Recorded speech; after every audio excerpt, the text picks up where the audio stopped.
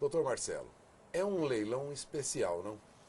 É um leilão especial porque a massa falida da Fazenda Reunidas Boi Gordo já por si só é um processo especial. É um processo extremamente complexo, grande, cujas terras são extremamente atraentes para os investidores.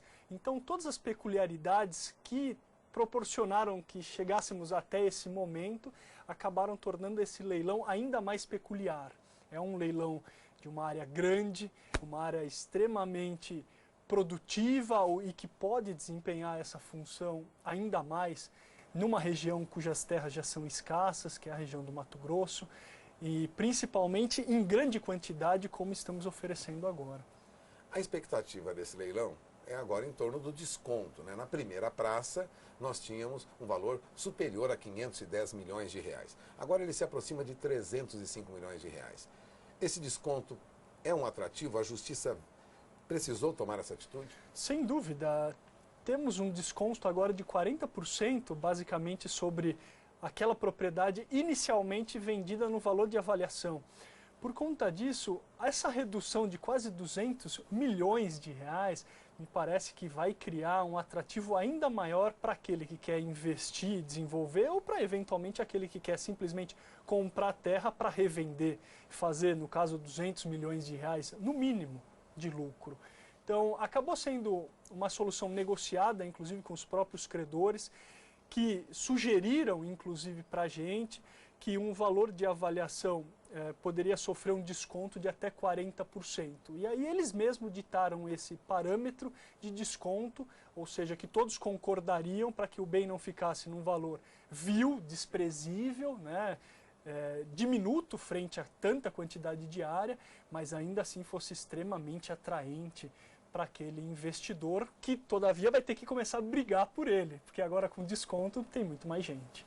Esse leilão vai até o próximo dia 13, via online, é preciso fazer o cadastramento, fazer o lance. Agora, para o pagamento também há uma diferenciação, né? A Justiça está sendo compreensiva com propriedades deste valor numa época como essa, né?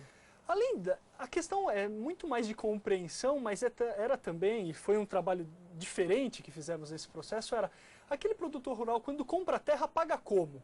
Então tentamos fazer com que ele ficasse na mesma situação caso ele comprasse a terra no mercado. Então ele vai pagar conforme a safra dele, então a prestação é dilatada, a gente vai parcelar e ele vai pagando ao longo dos anos, então ele pode obter todos os frutos da terra e eventualmente utilizar parte disso para inclusive pagar aquela terra que ele está adquirindo.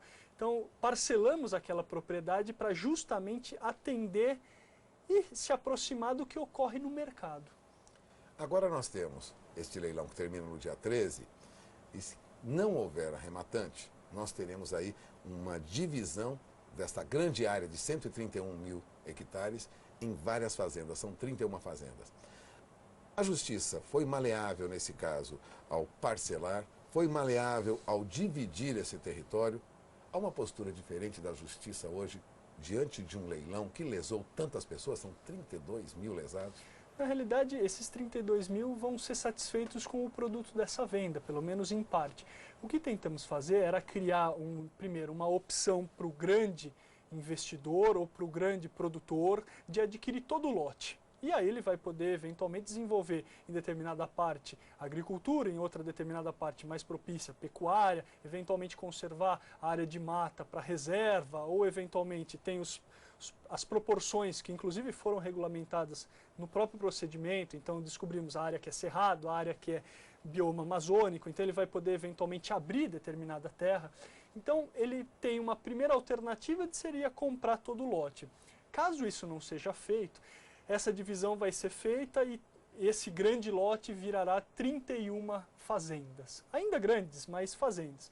O que tentamos fazer foi com que cada uma das propriedades fosse dividida de modo a preservar a utilidade dela, preservar a logística, então facilidade eventualmente perante o rio ou perante a estrada de deslocamento, os aeroportos, né, dentro de uma grande propriedade, e basicamente estruturar que a produção realizada ali, naquela área comprada, poderia ser feita independentemente de outras que poderiam também, mas não necessariamente ser adquiridas.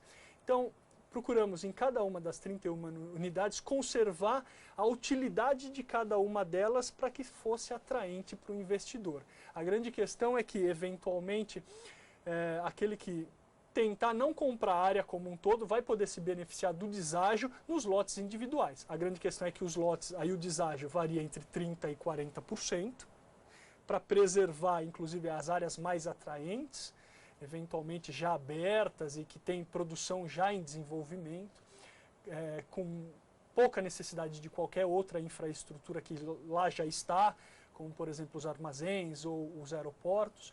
Então, ele vai ter que brigar por um deságio daí talvez um pouco menor, se deixar para os 31 lotes, e principalmente com mais interessados, porque o menor valor vai atrair mais gente, e aí achamos que inclusive alguns dos lotes talvez superem aí o valor da avaliação. Então, esse futuro arrematante ou proponente vai ter que dosar qual risco compensa e se compensa ele brigar com outros depois, né?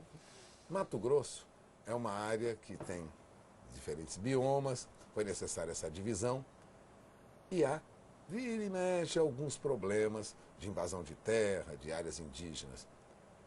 Quem adquirir ou um lote, ou uma fazenda, ou comprar essa área, está livre de impostos, de processos, de qualquer envolvimento que traga problemas, doutor? Esse é um ponto importante, porque a lei tentou garantir esse arrematante. Então o bem sai livre de todo e qualquer risco, ônus. Ele não vai ter qualquer problema com relação a trabalhista, ações trabalhistas, tributárias, ambientais, anteriormente, por exemplo, com uma condenação da boi gordo, nada. A propriedade sai limpa, livre.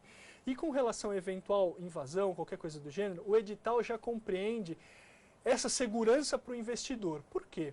Foi feita de duas medidas. Primeiro, enquanto essa venda está sendo feita e até o momento que ele ingresse na propriedade, e o edital preserva isso, é mantida uma segurança. Estamos conservando a área com 100 seguranças, armados com fuzil, para manter a conservação e a integridade da propriedade até esse arrematante, aquele que comprou o lote, ingresse efetivamente na área. Então isso foi feito para garantir segurança daquele que viu o vídeo, compareceu até a área, verificou a situação e falou, olha, mas nesse período até terminar o leilão, será que não entrou alguém, mudou a situação? Não, estamos conservando e despendemos muito recurso até para manter a propriedade íntegra para aquele arrematante. E caso haja qualquer problema judicial, por exemplo, alguém ali pleiteando algum trecho, eventualmente falando, olha, nesse pequeno pedaço aqui eu tenho uma ocupação, então o judiciário me garante, desde que o motivo judiciário, o motivo de uma decisão judicial, impeça uma ocupação, ainda que em determinado pedaço apenas da área, foi garantido que ele não precisa pagar o preço enquanto ele não ocupar efetivamente toda a área, ou seja, descontaremos eventualmente qualquer percentual que haja discussão judicial e ele não vai precisar pagar proporcionalmente o preço daquela área até que aquela área fique livre para ele. A Justiça está cuidando detalhadamente dessas questões. O senhor diria que vai ser um negócio atrativo? O senhor trabalhou para tornar esse negócio atrativo? É uma época de crise, não é fácil vender terreno nessa época, o que dirá uma grande propriedade. Mas a Justiça fez a sua parte, doutor?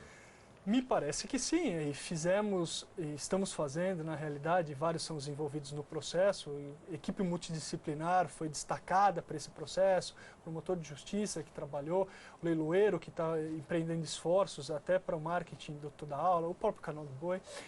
Todos os agentes são entrelaçados ou acabaram contribuindo para tornar essa produtividade ou essa produção naquela área, primeiro, conservar a produção, mas tornar aquela área atraente, não só para o investidor que vai ver aquilo como uma oportunidade. Sem dúvida, estamos em crise, mas em crise, na minha casa falamos, crise é a época da oportunidade. Eu consigo eventualmente, para quem conservou, para quem se preparou até então, investir dinheiro e comprar algo talvez mais barato do que eu conseguiria em outras épocas. Então, é uma época não só de crise, mas uma época de grandes oportunidades e aquele investidor, agente do mercado, sabe disso.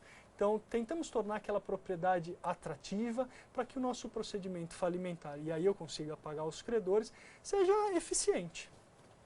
Vamos então, uma pergunta importante para o senhor juiz. No dia do leilão, dia 13 de setembro, às 13 horas, nós teremos o início do encerramento do leilão eletrônico, através do site da www.lute.com.br, né, que faz o leilão eletrônico, e o presencial, na Sociedade Rural Brasileira. O senhor estará lá, doutor? Sim, eu abrirei muito provavelmente o leilão.